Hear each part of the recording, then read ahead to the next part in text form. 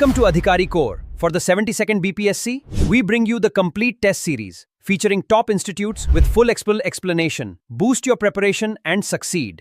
Good morning प्यारे viewer. जैसा कि आपको मालूम है कि 72nd बीपीएससी का 26 जुलाई का जो डेट था वो एक्सटेंड कर गया है और मुझे संभावना है कि अक्टूबर फर्स्ट वीक में एग्जामिनेशन ले लेगी। ऐसा संभावना है, ऐसा कंफर्म मैं नहीं हूँ। तो उसी को मान करके हम लोग तैयारी शुरू करते हैं। और यहाँ पर इस अधिकारी कोर पर आपको जितने भी प्रीलिम्स से जुड़े हुए सेट है, प्रैक्टिस सेट है, वो मैं पूरा कराऊंगा। मैं सारे चीज़ को तो देखने के लिए नहीं कहूँगा, लेकिन पर्टिकुलर जो करंट अफेयर्स का पोर्शन है उसको आप कर लीजिए कम से कम जा करके, क्योंकि जितना प्रैक्टिस करिएगा एमसीक्यू में उतना बेहतरीन रहेगा आपके लिए। ओके, क्योंकि पिछला परफेक्शन आईएएस का भी मैं करवा रहा हूँ टेस्ट इसमें। तो परफेक्शन आईएएस का मैं सेट 1 का 59 क्वेश्चन पहले करवा चुका था। आज हम शुरू करेंगे 60 क्वेश्चन से, 60 नंबर क्वेश्चन से। ओके, शुरू करते हैं कि रासायनिक बंधन के संबंध में निम्नलिखित कथनों पर विचार करें। और मैं ज़्यादा एक्सप्लेन नहीं करूंगा क्योंकि काफ़ी लंबा वीडियो बन जाता है एक्सप्लेन करने से। ठीक है, कथन 1 पढ़ते हैं। कथन 1 क्या कहता है? सिग्मा बॉन्ड परमाणविक कक्षकों के पार्श्व अतिव्यापन यानी कि एटॉमिक ऑर्बिटल्स के साइड बाय ओवरलैप से बनते हैं। या दूसरा कथन है सीधे से सीधे अतिव्यापन के कारण पाई बॉन्ड आमतौर पर सिग्मा बॉन्ड से अधिक मजबूत होते हैं। अब कह रहा है कि कौन सा कथन सही है और कौन सा कथन गलत है। जैसा कि पाई बॉन्ड जो है वो सिग्मा बॉन्ड से मजबूत होते ही नहीं है, ठीक है, वो कमज़ोर होते हैं। तो कथन दूसरा तो गलत हो जाएगा। ठीक है, पहला कथन के बारे में बताते हैं कि सिग्मा बॉन्ड जो है परमाणविक कक्षों के सीधे सिरे से सिरे के अतिव्यापन से बनते हैं, न कि पार्श्व बनने वाले व्यापन से, यानी कि डायरेक्ट बनता है। ऐसा नहीं कि मतलब एक्सिल जो होता है ना उससे बनता है, न कि साइड वाइज ओवरलैप से बनता है। तो पहला भी कथन है, दूसरा भी कथन गलत है, यानी ऑप्शन हो जाएगा क्या? डी। ना तो एक सही है ना तो कथन 2 सही है। क्वेश्चन काफ़ी अच्छे पूछे हैं, नो डाउट। साइंस के क्वेश्चन बहुत अच्छा पूछा है। अम्ल और क्षार के बारे में निम्नलिखित कथनों पर विचार करेंगे। साइट्रिक एसिड जैसे कार्बनिक अम्ल कांच के बर्तन के लिए अत्यधिक संक्षारक होते हैं। तापमान बढ़ने पर एक उदासीन घोल का पीएच क्या होता है? घटता है। अच्छा, पीएच घटता है। उभयधर्मी पदार्थ प्रबल अम्ल और क्षार दोनों के साथ अभिक्रिया कर सकते हैं। अब बताइए कि कौन सा कथन सही नहीं है। क्वेश्चन को पूरा पढ़ना ब्रो। क्वेश्चन को पूरा अगर आप नहीं पढ़ेंगे तो आप सही से जवाब नहीं दे पाएंगे। तो आप पढ़िए कौन सा क्वेश्चन इसका आंसर सही है, मिलाइए। देखिए, पहला कह रहा है कि साइट्रिक एसिड जो है वो जिसे कार्बनिक अम्ल कांच के बर्तन के लिए अत्यधिक संक्षारक होते हैं। ऐसा लगता है आपको कि कांच के बर्तन में संक्षारक हो गए? नहीं, क्योंकि एसिड है उसको खराब कर नहीं देगा। ठीक है, तो पहला तो कथन गलत है। जैसे कि कार्बनिक अम्ल किसको बोलते हैं? जो फल फ्रूट्स में रहते हैं। ठीक है ना, फल फ्रूट्स में जितने भी अम्ल रहेंगे वो कार्बनिक एसिड रहेंगे। ठीक है, ये कांच के प्रति संक्षारक नहीं होते हैं। यही कारण है कि नींबू का रस जो है वो कांच के बोतल को नुकसान नहीं पहुंचाता है। केवल हाइड्रोफ्लोरिक एसिड जैसे अधिक प्रबल एसिड ही कांच को अत्यधिक संक्षारक होते हैं। ओके, नंबर 2 क्वेश्चन 2 का ऑप्शन 2 क्या कह रहा है? तापमान बढ़ने पर उदासीन घोल का पीएच घटेगा। पीएच घटने का मतलब है जिसका पीएच 7 है वो पीएच 6.14 हो जाएगा। तो बिल्कुल ये सही है, पीएच घट जाएगा, ये भी सही है। कथन 2 है। जैसे कि पानी का आयनिक उत्पादन तापमान के साथ साथ क्या होता है? बढ़ता है। इसलिए एक उदासीन घोल का पीएच तापमान बढ़ने पर गणितीय रूप से क्या होता है? घटता है। उदाहरण के लिए मान लीजिए कि 100 डिग्री सेल्सियस पर शुद्ध पानी का पीएच कितना? 6.14 होता है। हालांकि वह भी क्या रहता है? उदासीन ही रहता है। ओके, कथन 3। अब कथन 3 सही है कि नहीं ये देख लें। उभयधर्मी यानी जी एम्फियोटिक रहते हैं वो पदार्थ प्रबल अणु क्षार दोनों के साथ अभिक्रिया। बिल्कुल सही है, दोनों सही है, यानी कि क्या हो जाएगा? ऑप्शन सी होना चाहिए इसका आंसर सही। ठीक है, लेकिन पूछ क्या रहा है कि कौन सा कथन सही नहीं है। तो सही नहीं है कौन है? कथन ए। इसलिए बोल रहा है क्वेश्चन को अच्छे से पढ़िएगा, मिस्टेक मत करिएगा। ठीक है, क्वेश्चन नंबर 62। अब मिलान करना है आपको। मिलान कीजिए कि निम्नलिखित पदार्थों को उनकी प्राथमिक रासायनिक श्रेणी के साथ सुमेलित कीजिए। ग्रेफाइट, यूरिया, आरडीएक्स, पीतल। आरडीएक्स तो आपको पता ही क्या है, विस्फोटक है, चलिए 4 मिल गया। ग्रेफाइट पता है, कार्बन का अपरूप है, मिल गया 3। यूरिया क्या है? यूरिया एक उर्वरक है। 2 अपीतल समांगी मिश्रण है। अब इनमें से देख लीजिए ऑप्शन कौन हो जाएगा। एक का हो जाएगा 2, एक का 2, बी का 1, एक का 2, बी का 1। I think option B is the correct answer. Okay, question number 63। चलिए बढ़ते हैं, क्वेश्चन नंबर 63 पढ़ते हैं हम लोग। क्या करा क्वेश्चन नंबर 63? जो टिंडल इफेक्ट है कोलाइडी या कोलाइड्स में देखा जा सकता है, लेकिन वास्तविक विलयन में नहीं देखे जा सकते हैं। क्या ये कथन सही है? बिल्कुल सही है। टिंडल इफेक्ट जब भी होगा ना, तो मान लीजिए पानी का बोतल है, शीशा ग्लास है, टिंडल इफेक्ट यहीं दिखाई देगा। ठीक है, ये आपको सिंपल सा, ये खिड़की है जहाँ जालीनुमा लगा हुआ है, तो यहाँ से जब लाइट पास करता है तो वहाँ लाइट का पाथ दिखता है। टिंडल इफेक्ट में यही कहता है कि लाइट का पाथ उससे हम लोग इंडिकेट कर सकते हैं। तो पहला क्वेश्चन क्या हो जाएगा? सही है कथन। अब देखते हैं, वास्तविक विलयन के कण आने वाले प्रकाश किरणों को बिखेरने के लिए पर्याप्त बड़े होते हैं। नहीं, अगर ऐसा ही होता वास्तविक विलयन का तो ये भी कथन सही होता, अथी ये भी गलत हो जाता। फिर नहीं, वास्तविक विलयन में ऐसा कोई भी कण नहीं होता है जो प्रकाश की किरणों को क्या कर रहे हैं? डिस्ट्रैक्ट कर सके। ठीक है, तो क्वेश्चन आर कथन क्या है? गलत है। यानी कि ऑप्शन क्या हो जाएगा सही? कथन ए सही है लेकिन आर कथन गलत है। ओके, नेक्स्ट पढ़ते हैं क्वेश्चन नंबर 64। 64 नंबर क्वेश्चन क्या कर रहा है? जब कोई व्यक्ति एक स्थिर लिफ्ट से में खड़ा होता है तो अचानक ऊपर की ओर त्वरित होने लगती है, तो महसूस होने वाला वजन में वृद्धि मुख्य रूप से क्यों होता है? अब व्यक्ति कोई लिफ्ट में खड़ा है, वो जब ऊपर जाता तो लगता है उसका कि वजन धीरे धीरे बढ़ रहा है। ऐसा क्यों होता है भाई? बताइए आप लोग। ऑप्शन पढ़ते हैं आप लोग का पूरा। ऑप्शन क्या कर रहा है कि ऊंचाई परिवर्तन के कारण पृथ्वी के गुरुत्वाकर्षण खिंचाव में वृद्धि होती है। अच्छा, ऐसा क्या है? नहीं, याद रखिएगा, जब भी ऊंचाई जाए या गहराई जाए, गुरुत्वाकर्षण हमेशा क्या होगा? घटेगा। ठीक है, ये कैंसिल हो गया, पहला तो कैंसिल हो गया। विराम के जरूरत ही इनर्शिया ऑफ रेस्ट को तुरंत गति के जरूरत में परिवर्तन होता है। में भी होता है लेकिन ऐसा नहीं है।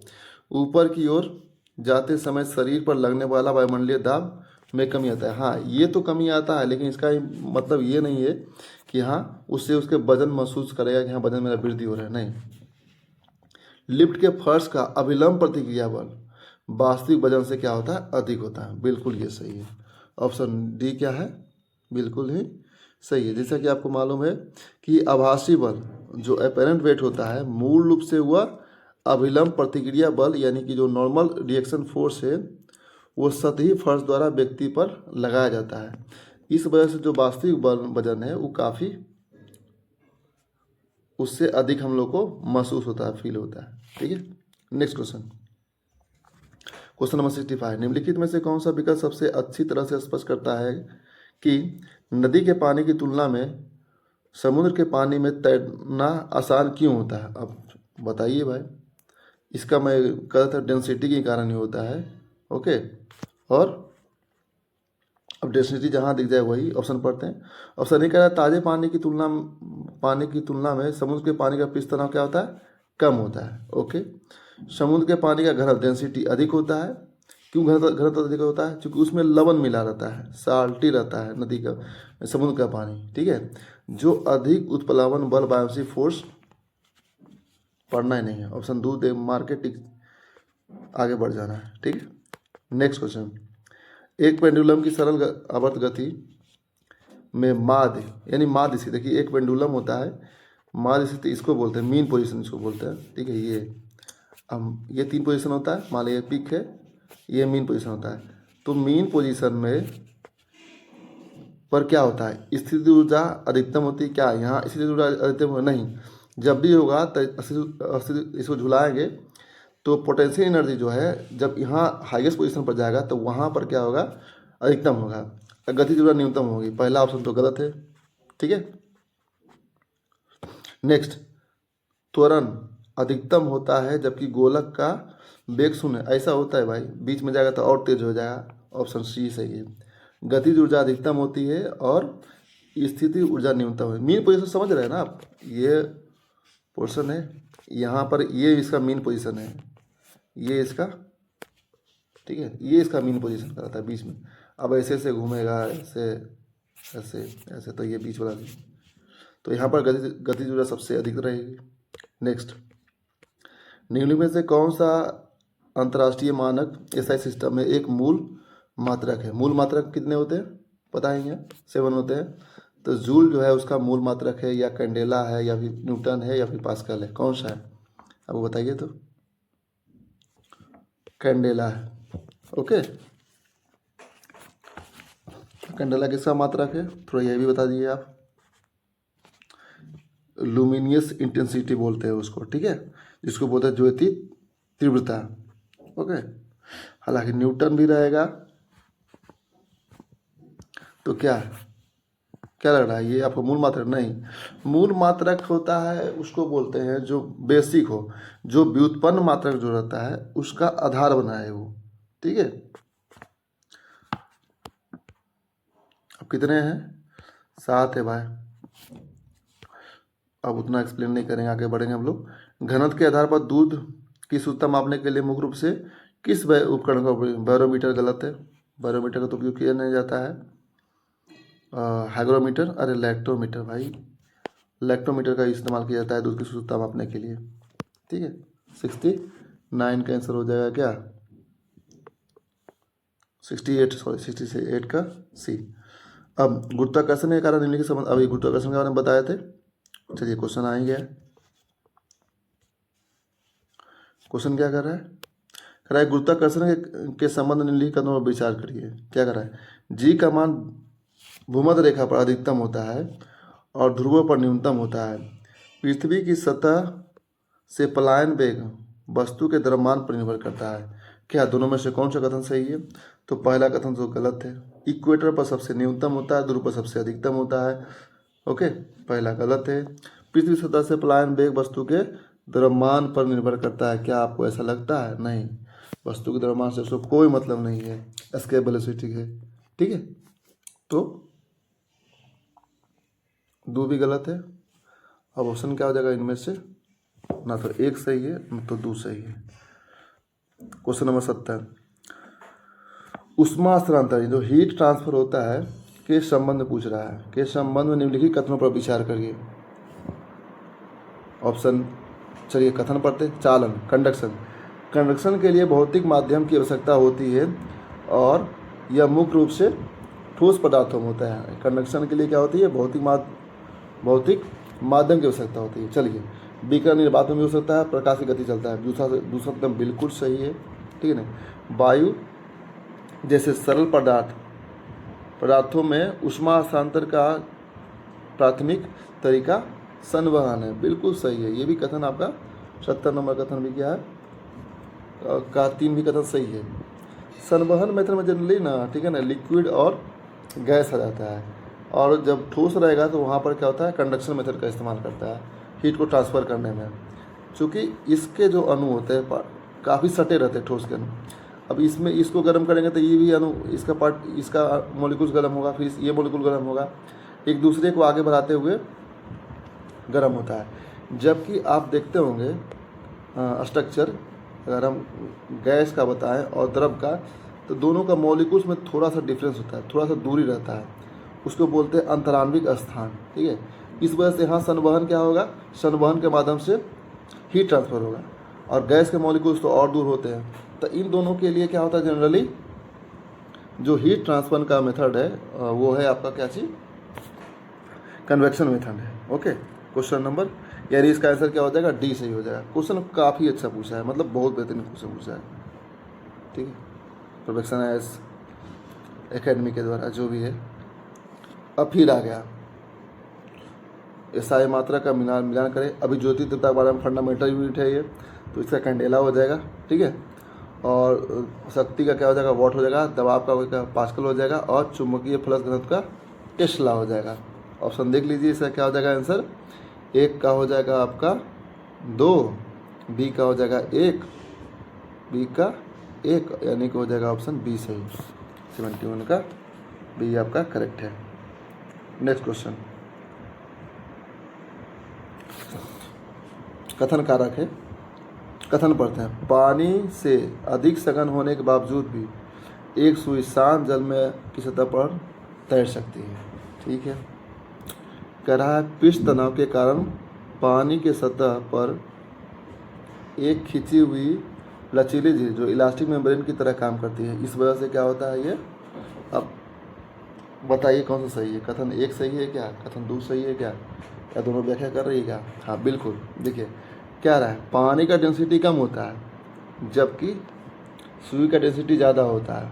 होना क्या चाहिए कि सुई को पानी में डूब जाना चाहिए था, लेकिन ऐसा नहीं होता है। क्यों नहीं होता है?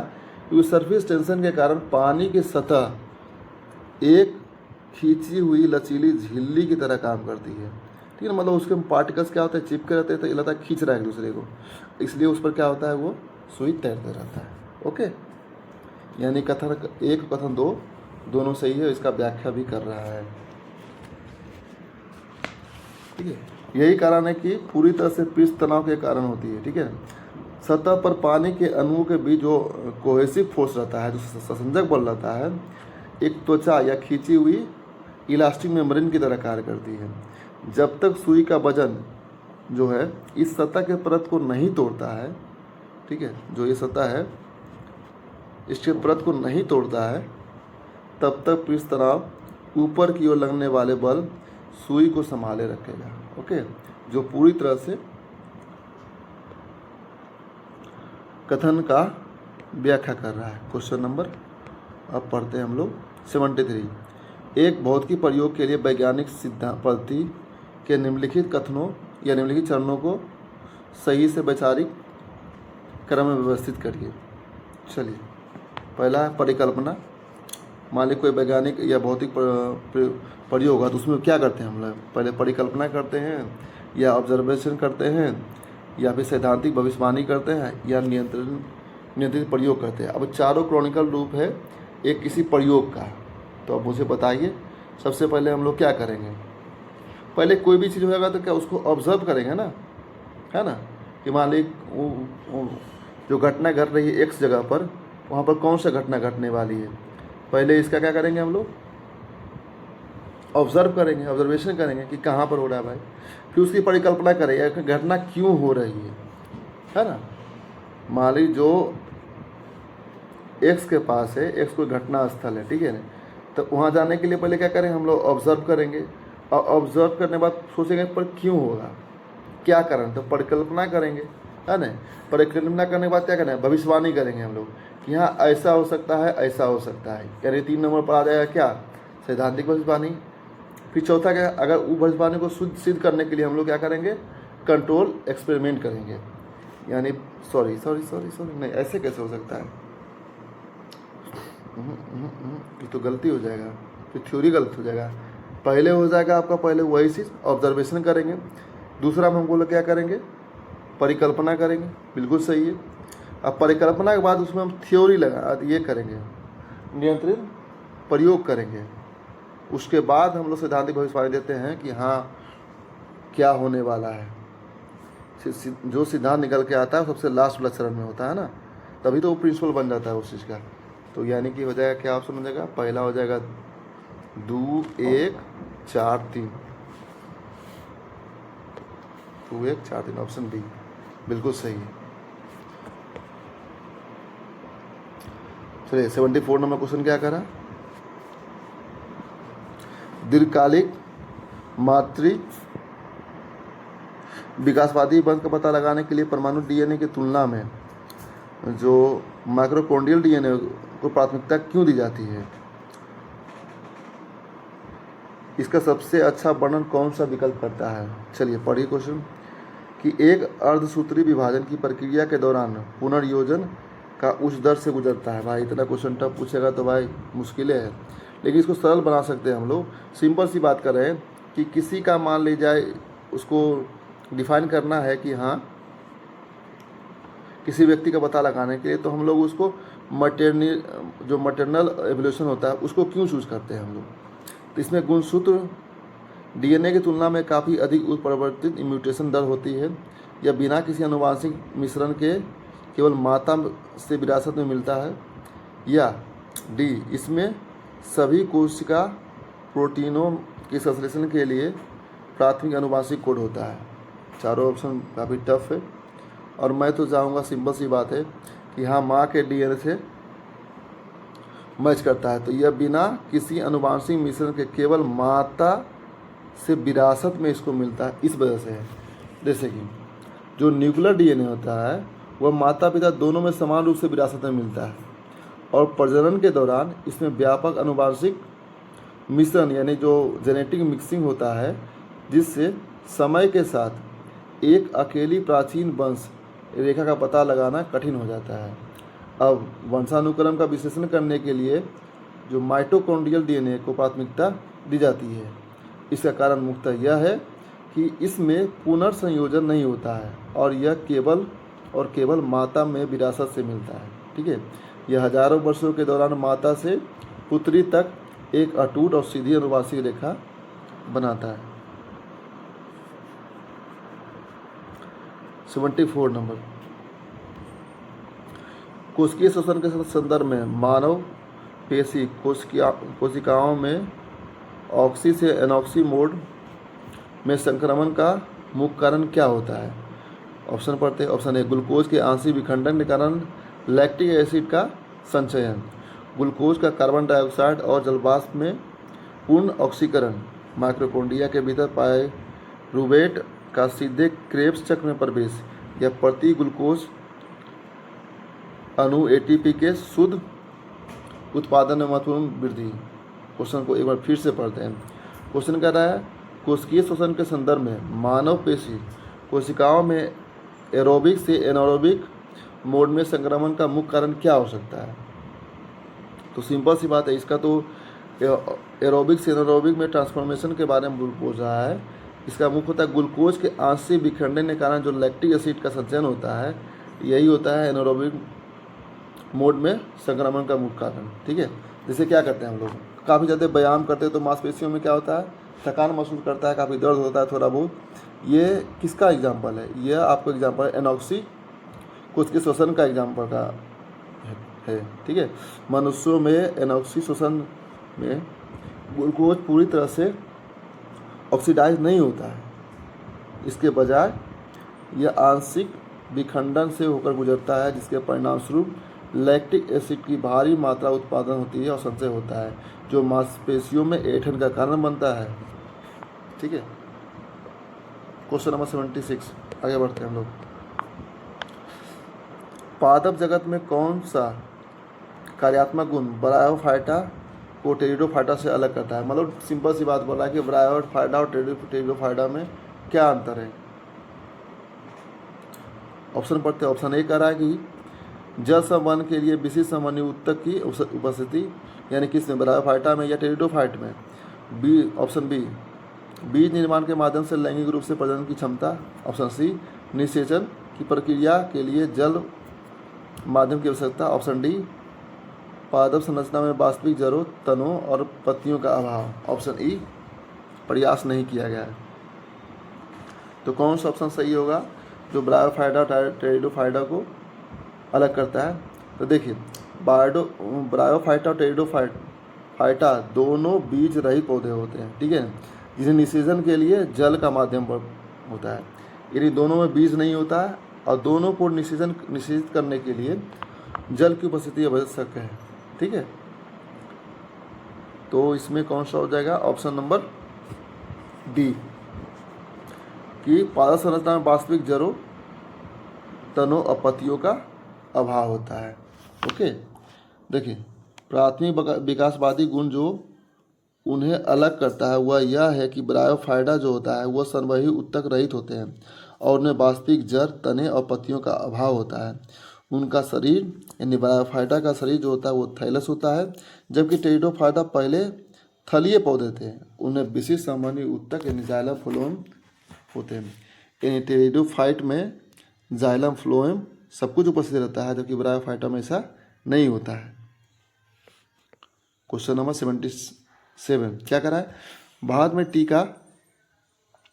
टीका विकास, जैसे कि कोवैक्सीन में प्रौद्योगिकी का स्वदेशीकरण का अवधारणा मूल अर्थ क्या है? यानी भारत के टीका विकास में जैसे कोवैक्सीन या जो भी होता है, में प्रौद्योगिकी का स्वदेशीकरण की अवधारणा का मूल अर्थ क्या है?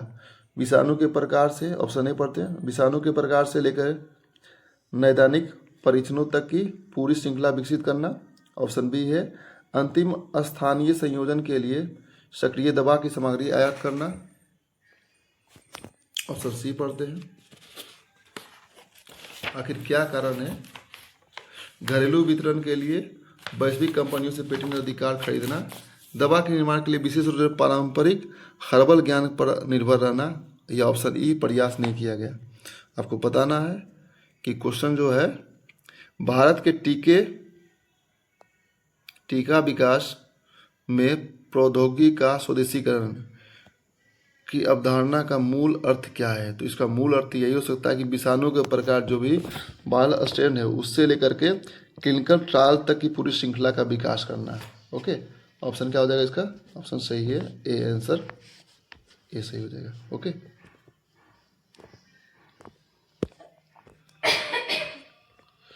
काफ़ी अच्छा क्वेश्चन पूछा गया है साइंस में, खास करके मानव आहार नली में वसा के पाचन के लिए प्राथमिक स्थान निम्नलिखित में से कौन है? तो मुख गुहा, यानी कि मानव आहार नली में वसा कहाँ डाइजेस्ट होता है? याद रखिएगा, तो छोटी आंत में होता है, सबको पता है। अगर नहीं पता है तो बताते हैं कि छोटी आंत में ही वसा का, चूँकि कार्बोहाइड्रेट का पाचन मुख्य रूप से क्या होता है? मुख गुहा में होता है, और प्रोटीन का आमाशय में शुरू होता है, और वसा का पाचन लगभग पूरी तरह लगभग सब पाचन हो जाएगा, उसके बाद सबसे लास्ट में वसा का ही होता है। छोटी आंत वसा के पाचन का प्राथमिक स्थान होता है। यहाँ यकृत से प्राप्त पीत लवण वसा की बड़ी बूंदों को इमल्सिफाई करता है, और जो पेनक्रियाटिक लाइपेज होता है उन्हें अवशोषण योग्य वसा अम्ल और ग्लाइकोल में उसको तोड़ देता है। ठीक है, क्वेश्चन नंबर 79 पढ़ते हैं। जब त्वचा पराबैंगनी विकिरणों के संपर्क में आती है तो मानव शरीर में किस विटामिन की संश्लेषण होता है? आपको पता होता है कि ये पराबैंगनी विकिरण अल्ट्रावायलेट रेड कौन होता है? बताइए। सूर्य से हमको क्या मिलता है भाई? Vitamin D. तो सिंपल सी बात है, विटामिन डी मार के आगे बढ़िए। कोशिका विभाजन के संबंध में निम्नलिखित पर विचार करिए। जो मिटोसिस है या समसूत्री विभाजन के परिणाम स्वरूप दो संतति कोशिकाएं बनती है, और उनमें मूल गुणसूत्रों की संख्या आधी रह जाती है, जबकि अर्धसूत्री विभाजन की प्रक्रिया कायिकी कोशिकाओं में वृद्धि और उत्तक मरम्मत की सुविधा के लिए होती है। ऑप्शन पढ़िए। कथन एक सही है, कथन दो सही है, या एक और दो दोनों सही है, और या फिर एक दो में से कोई नहीं, या प्रयास नहीं किया गया। चूँकि सारे क्वेश्चन को आपको टिक मारना है, तो इसका आंसर क्या हो जाएगा? आंसर हो जाएगा इनमें से, सॉरी, ना तो एक सही है ना तो दो सही है। पहला कथन जो गलत है, पहला कथन क्या कहता है कि समसूत्री विभाजन जो होता है एक समान विभाजन है, इसके परिणाम दो एक जैसी संतति कोशिकाएं बनती है जिनमें गुणसूत्रों की संख्या जनक कोशिका के ही समान रहती है, न कि आधी रहती है। ठीक है, जबकि अर्धसूत्री विभाजन में गुणसूत्रों की संख्या क्या हो जाती है? आधी हो जाती है। नंबर कथन दो भी गलत है, क्योंकि अर्धसूत्री विभाजन कायिकी कोशिका में नहीं होता है। ठीक है, यह केवल प्रजनन कोशिकाओं में ही होता है, जिसमें युग्मक शुक्राणु और अंडे बनने के लिए होता है। ओके, समसूत्री विभाजन वह प्रक्रिया जो शारीरिक विकास और उत्तक मरम्मत में सहायता करती है। क्वेश्चन नंबर 81 नंबर क्वेश्चन क्या कर रहा है? कह रहा है कि पादप हार्मोन के संबंध में निम्नलिखित कथनों पर विचार करिए। काफ़ी अच्छा क्वेश्चन पूछा है, मन लायक क्वेश्चन पूछा है। ऑक्सीन कोशिका के विस्तार में सहायता करते हैं और प्रकाश अनुवर्तन के लिए जिम्मेदार होते हैं। जो एब्सिसिक एसिड जो होता है वह वृद्धि अवरोधक के रूप में कार्य करता है और रंध्रों को बंद होने को बढ़ावा देता है। एथिलीन जो होता है एक गैसीय हार्मोन है जो मुख्य रूप से फलों के पकने के लिए में शामिल होता है। बताइए, तीनों कथन सही है। एथिलीन जो होता है वह फल के पकाने के लिए होता है और यही एक गैसीय हार्मोन है। एब्सिसिक एसिड जो होता है वो वृद्धि रोधक है, अत्यधिक वृद्धि रोधेगा और रंध्रों को बंद होने को बढ़ावा देता है। ठीक है। ऑक्सीजन कोशिकाओं के विस्तार में सहायता भी प्रदान करता है। ये तीनों कथन सही है। क्या होगा आंसर इसका? आंसर हो जाएगा डी।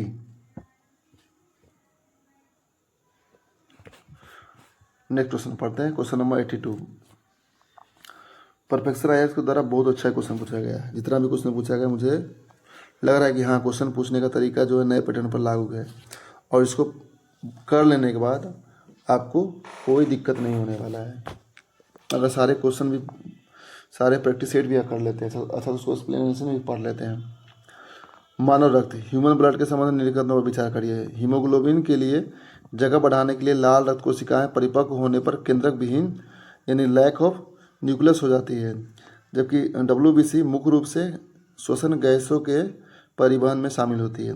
प्लेटलेट्स रक्त धक्का जमाने की प्रक्रिया महत्वपूर्ण भूमिका निभाती है। तो बताइए कौन सा कथन सही है? कथन केवल 1-2, कथन 2-3, कथन 1-3 और कथन 1-2-3, या इनमें से कोई नहीं, या प्रयास नहीं किया गया? तो बताइए। आपको पता है प्लेटलेट्स रक्त का धक्का जमाने की प्रक्रिया महत्वपूर्ण भूमिका निभाते हैं और हेमोग्लोबिन जो RBC है, हेमोग्लोबिन के लिए जगह बढ़ाने के लिए RBC परिपक्व होने पर केंद्रीय, बिल्कुल, जब RBC परिपक्व हो जाते हैं तो उसमें न्यूक्लियस का अभाव हो जाता है। कथन 1 और कथन 3 दोनों सही है, जबकि कथन B गलत है। ऑप्शन हो जाएगा क्या सही? C हो जाएगा। Next question. अब ये डिवाइस है तो ECG किस में करता है? आपको पता ही है, शायद हृदय गति के विश्लेषण में काम आता है ECG, है ना, जिसको इलेक्ट्रोकार्डियोग्राम भी बोलते हैं। नेक्स्ट EEG, ये आपको पता है मस्तिष्क गतिविधि की निगरानी करने के लिए होता है। डायलिसिस पता है, किसी का किडनी खराब होता है तो उसमें डायलिसिस के द्वारा ठीक किया जाता है उसको। नंबर डायलिसिस कहाँ हो जाएगा? कृत्रिम गुर्दा, ECG हृदय और EEG मस्तिष्क। बच गया क्या? Insulin therapy. तो पता है रक्त शर्करा ब्लड ग्लूकोज का उपचार है। तो इसका आंसर मिला लीजिएगा आप लोग, हो जाएगा B। Okay, B. Question number 84 क्या कर रहा है? कह रहा है कि अलैंगिक आबादी की तुलना में लैंगिक रूप से प्रजनन करने वाली आबादी में आनुवंशिक गतिविधि अधिक होती है। क्या कह रहा है? अलैंगिक आबादी की तुलना में लैंगिक रूप से प्रजनन करने वाली आबादी में आनुवंशिक गतिविधि अधिक होती है। असूत्री विभाजन में आनुवंशिक सामग्री का स्वतंत्र, इंडिपेंडेंट स्टोरमेंट और क्रॉसिंग ओवर शामिल होता है। भाई इतना अगर पढ़ेगा बायोलॉजी तो डॉक्टर नहीं बन जाएगा। इतना भी टफ क्वेश्चन नहीं पूछना था। तो क्वेश्चन क्या है? कथन 1 और कथन दोनों सही है, इसका व्याख्या भी करता है। देखिए, जो अलैंगिक रूप से प्रजनन करने वाली आबादी अनिवार्य रूप से क्लोन बनाती है, यानी जो अलैंगिक रूप से प्रजनन करती है वो आराम से क्लोन बना सकती है, ठीक है। जबकि लैंगिक रूप से प्रजनन करने वाली आबादी दोनों माता पिता के जो आनुवंशिक मिश्रण से के कारण काफ़ी उच्च आनुवंशिक गतिविधि प्रदर्शित करती है, ठीक है। कथन पहला बिल्कुल सही है। कथन 2 भी उसकी व्याख्या करता है कि इस विविधता को चलाने वाले मूलभूत जैविक तंत्र जो असूत्री विभाजन है, इस प्रक्रिया के दौरान गुणसूत्र, ओवर क्रॉसिंग और स्वतंत्र विभवन से गुजरते हैं, जिससे संतान में पूरी तरह से नए और अद्वितीय आनुवंशिक संयोजन बनते हैं। यानी कथन आर जो है, कारण आर जो है कथन ए की पूरी तरह से व्याख्या करता है। जैविक जटिलता के सही वैचारिक क्रम में निम्नलिखित विकासवादी मील के पत्थर को व्यवस्थित करिए, ठीक है ना। हाँ, कैसे कैसे हुआ?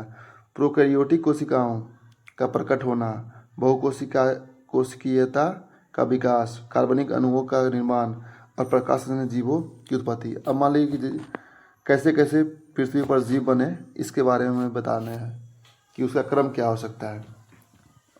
गेस करिए, थोड़ा टफ नहीं है क्योंकि ये सब आराम से आप लोग लगा सकते हैं। तो सबसे पहले कार्बन जो ऑर्गेनिक मॉलिक्यूल्स आएंगे, चूँकि जितने भी जीव जंतु होते हैं उनमें कार्बन मौजूद होंगे, तो सबसे पहले ये सोच लेना है कि कार्बनिक अणुओं का निर्माण सबसे पहले हुआ होगा। ठीक है।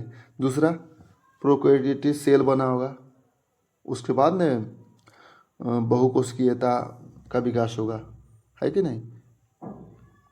इतना याद रखना। तो पहले 3 हो जाएगा, फिर 1 हो जाएगा, फिर क्या कर रहा है, जब 3 1 हो जाएगा तो प्रकाश संश्लेषण जीवों की उत्पत्ति हो जाएगी, 2 हो जाएगा, और फिर 2 नहीं 4, फिर 1, 2 हो जाएगा, यानी 3 1 4 2, 3 1 4 2, ऑप्शन बी सही हो जाएगा। ठीक है। इतना तो कम से कम ध्यान में रखना है कि हाँ, सबसे पहले कार्बन्स के जो मॉलिक्यूल्स हो गए वही आएंगे, तो उनमें से ऑप्शन कौन कौन छट जाता है? देखिए, सबसे पहला ऑप्शन तो यही आएगा, तो ये छट गया, ये छट गया। अभी दोनों में से जो होगा सही वही होगा ना। हाँ, नहीं, भारतीय संविधान में न्यायिक पुनरावलोकन जुडिशियल रिव्यू का वैचारिक सार मुख्य रूप से किस में निहित है?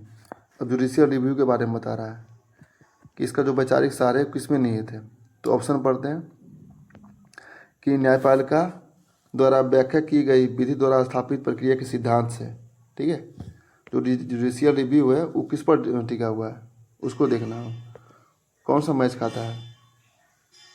न्यायिक आदेशों को रद्द करने के लिए भारतीय संसद की संप्रभुता में। अच्छा, नेक्स्ट ऑप्शन सी, राष्ट्रीय नीति के साथ तालमेल रखने वाले न्यायाधीशों की नियुक्ति करने की कार्यपालिका की शक्ति में। संघीय विवादों के मामले में राज्यसभा की विधायी श्रेष्ठता में। अब निम्नलिखित कदमों पर विचार करो, कौन सा हो सकता है सबसे बड़ी, जो न्यायिक पुनरावलोकन को के सिद्धांत को व्याख्या करता है। तो ऑप्शन हो जाएगा इसका ए सही, कि न्यायपालिका द्वारा व्याख्या की गई विधि द्वारा स्थापित प्रक्रिया के सिद्धांत। अब देखिए, जुडिशियल रिव्यू में होता है क्या चीज़, कि विधायिका के अधिनियमों और कार्यपालिका के आदेशों को सैद्धांतिक रूप से जांच करने की शक्ति किसको है? न्यायपालिका को है। यही होता है जुडिशियल रिव्यू। ठीक है, कि जो भी कानून बनाएगा विधायिका उसको चेक करेगा, चेकआउट करेगा कौन? न्यायपालिका।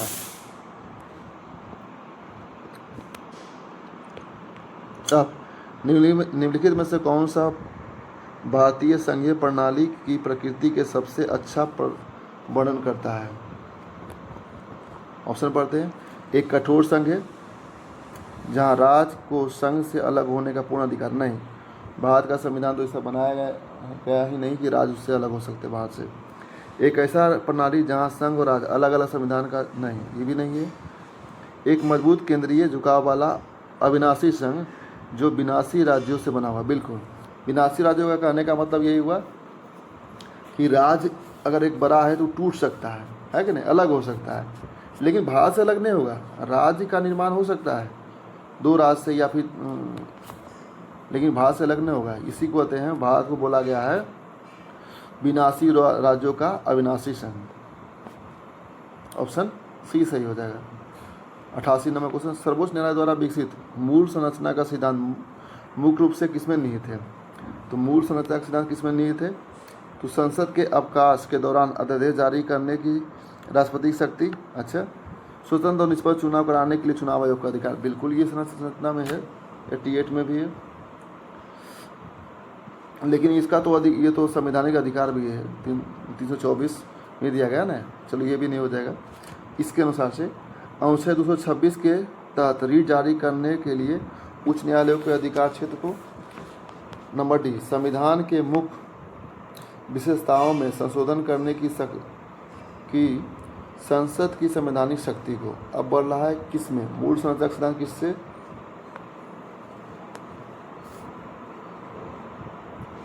ऑप्शन नंबर इसका डी हो जाएगा। करा है, किसे सीमित करता है? क्वेश्चन हम पढ़ने में लास्ट टेल पार्ट में देखो कितना अच्छा से बोला गया कि मुख्य रूप से किसे सीमित करता है। तो सीमित किससे करता है?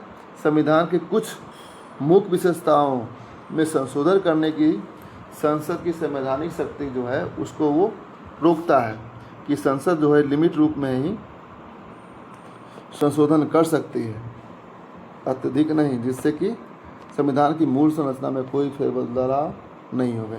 ठीक ठीक है। दल बल विरोधी कानून तो पता है आपको 10वीं अनुसूची में, है ना, 89 का ऑप्शन डी। प्रवासी भारतीय दिवस किसकी वापसी की स्मृति में मनाया जाता है? तो प्रवासी भारतीय दिवस तो आपको ध्यान होना चाहिए कि जब दक्षिण अफ्रीका से आए थे कौन, महात्मा गांधी, तब से मनाया जाता है। कब आए थे? तो ये आए थे 9 जनवरी 2015 को आए थे, इसलिए 9 जनवरी को ही मनाया जाता है क्या, प्रवासी भारतीय दिवस। भारतीय संविधान की प्रस्तावना के संबंध में निम्नलिखित पर विचार करिए। चलो प्रस्तावना के बारे में पढ़ते हैं हम लोग। प्रस्तावना विधायिका के लिए एक शक्ति का स्रोत है और प्रतिबंधों का भी एक स्रोत है। ठीक है। केशवानंद भारती मामले में सर्वोच्च न्यायालय ने यह माना था कि प्रस्तावना संविधान का हिस्सा है। क्या कथन 1 सही है, कथन 2 सही है? पहला तो कथन गलत है, विधायिका का स्रोत क्यों होगा भाई, है ना, ये तो एक मिरर है। हाँ, दूसरा कथन सही है, केशवानंद भारती में यह माना गया था कि हाँ संविधान जो। नेक्स्ट क्वेश्चन, क्वेश्चन नंबर 92 कह रहा है संविधान के संशोधन के संबंध में निम्नलिखित कथनों पर विचार करिए। ठीक है। संशोधन विधेयक संसद के किसी भी सदन या राज्य विधानमंडल में पेश किया जा सकता है। ऑप्शन 1। ऑप्शन 2, राष्ट्रपति को संविधान संशोधन विधेयक पर अपनी सहमति देनी होगी और उससे वापस नहीं कर सकता है। ठीक है। ऑप्शन 3, संघीय ढांचा को प्रभावित करने वाले संशोधनों के लिए सभी राज्य विधानमंडलों द्वारा अनुसमर्थन की आवश्यकता होती है। अब ये 3 कथन दिया गया है। अब कह रहा क्या, ऊपर दिए कथनों में से कौन से, इनमें से कौन सा कथन सही नहीं है? चलिए देखिए यहाँ पर कह रहा है कि कौन सा कथन सही नहीं है। ऑप्शन फिर से पढ़ते हैं। कथन संविधान संशोधन विधेयक संसद के किसी भी सदन में, बिल्कुल सही है, या राज्य विधानमंडल में नहीं। संशोधन विधेयक जो होता है केवल और केवल संसद में ही पेश किया जाता है। ऑप्शन पहला तो गलत हो गया। ऑप्शन 2 कह रहा है क्या कि राष्ट्रपति को संविधान संशोधन विधेयक पर अपनी सहमति देनी होगी और वह उसे वापस नहीं कर सकता है। क्या ये सही है, बताइए? हाँ बिल्कुल ये सही है। संविधान संशोधन विधेयक पर राष्ट्रपति के हाथ सीमित होता है, उसमें सहमति देना होगा ही या फिर उसे वापस नहीं कर सकता है। यहाँ इसको आप रख लीजिए। नंबर 3 क्या कर रहा है, और ये किसका है कि 24वें संविधान संशोधन अधिनियम 1971 द्वारा राष्ट्रपति के लिए संविधान संशोधन विधेयक पर अपनी सहमति देना अनिवार्य कर दिया था। वह अपनी सहमति को रोक नहीं सकता है और न ही इसे पुनर्विचार के लिए वापस भेज सकता है। 21 संविधान संशोधन में था तो 24वें संविधान संशोधन अधिनियम 1971 के तहत ये चीज़ निकल कर आई थी। संघीय ढांचे को प्रभावित करने वाले संशोधन के लिए सभी राज्य विधानमंडल द्वारा अनुसमर्थन की आवश्यकता होती है। नहीं, सभी राज्य द्वारा नहीं चाहिए, केवल और केवल चाहिए क्या चाहिए, 2/3 होता है ना, या नहीं सॉरी, इसके लिए केवल और केवल साधारण बहुमत से ही अनुसमर्थन की आवश्यकता होती है। ओके, यानी कथन 1 और कथन 3 दोनों सही है। आंसर इसका क्या हो जाएगा, ऑप्शन सी। चलिए नेक्स्ट क्वेश्चन पढ़ते हैं। स्थानीय सुशासन पर निम्नलिखित समितियों को उनकी मुख्य सिफारिश के साथ सुनिश्चित करिए। बलवंत राय अशोक मेहता, LM सिंघवी और GV राव समिति। अब इसके ऊपर विचार करिए कि इनमें से कौन कौन है। तो देखिए बलवंत मेहता क्या किए थे, ये लोकतांत्रिक विकेंद्रीकरण के त्रिस्तरीय प्रणाली के बारे में बताया था सबसे पहले। कब? तो ये था 1957 में आया था समिति। 1977 में आया था किनका, तो अशोक मेहता का। LM सिंघवी, तो अशोक मेहता समिति में क्या बोला था कि पंचायत की संरचना जो होना चाहिए वो द्विस्तरीय होना चाहिए, यानी 1 का 2 और 2 का 1। LM सिंघवी समिति का क्या अनुशंसा था, तो LM सिंघवी समिति का अनुशंसा था यह कि जो लोकतंत्र और विकास के लिए पंचायती राज संस्थानों का पुनरुद्धार होना जरूरी है।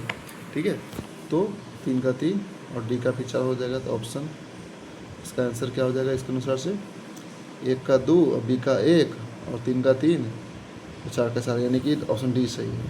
क्या हो जाएगा, डी सही हो जाएगा। नेक्स्ट क्वेश्चन, राज्य के नीति निर्देशक तत्व प्रकृति में गैर न्यायसंगत है। कारण, राज्य के पास उन्हें लागू करने के लिए पर्याप्त वित्तीय संसाधन और सामाजिक तत्परता का अभाव है।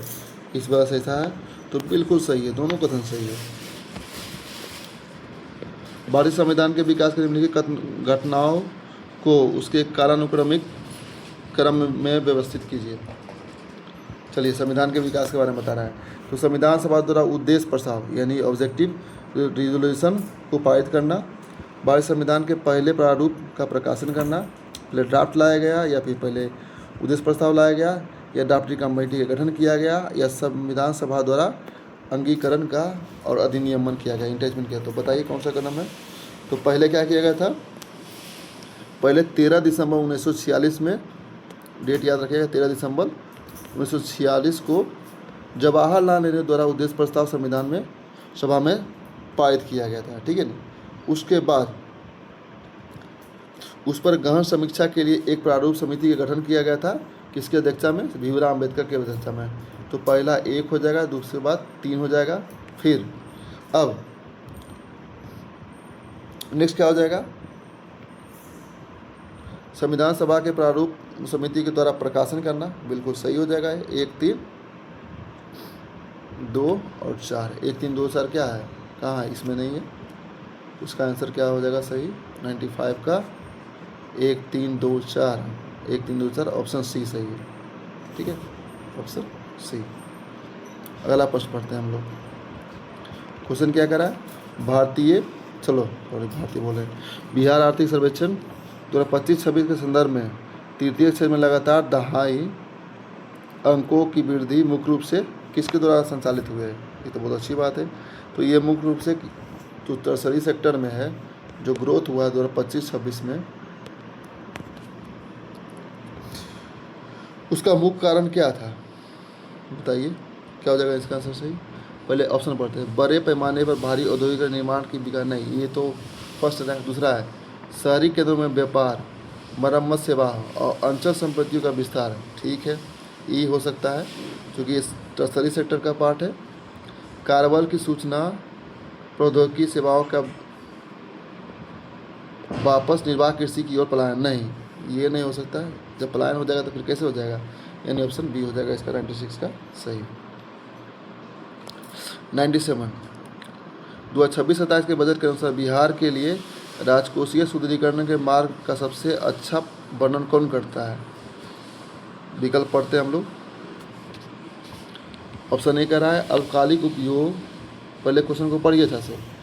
2026-27 के बजट के अनुसार बिहार के लिए राजकोषीय सुदृढ़ीकरण के मार्ग का सबसे अच्छा वर्णन कौन सा विकल्प करता है। अब ऑप्शन पढ़ते हैं हम लोग। ऑप्शन ए अल्पकालिक उपभोग के वित्त पोषण के लिए राजकोषीय घाटा को सकल राज्य घरेलू उत्पाद में 5% बढ़ाना, विकास के लिए पूंजीगत संपत्ति निर्माण के बजाय उच्च राजस्व व्यय को प्राथमिकता देना। ऑप्शन सी FRBM के अधिनियम के लक्ष्यों के अनुरूप राजकोषीय घाटे का धीरे धीरे कम करना। हाँ ये भी हो सकता है, सबसे बड़ा तो संचालक यही होता है कि FRBM के अनुसार जो दिया गया था उसके अनुसार से कम करना, यही होगा ऑप्शन सी।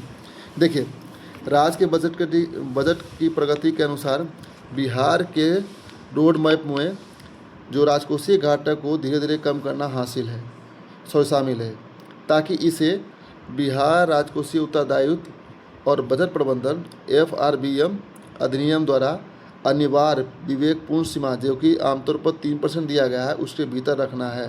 तो बिहार में इस बार 2.99 रहा है, क्योंकि पिछले बार 2.98 रहा था, याद रखना।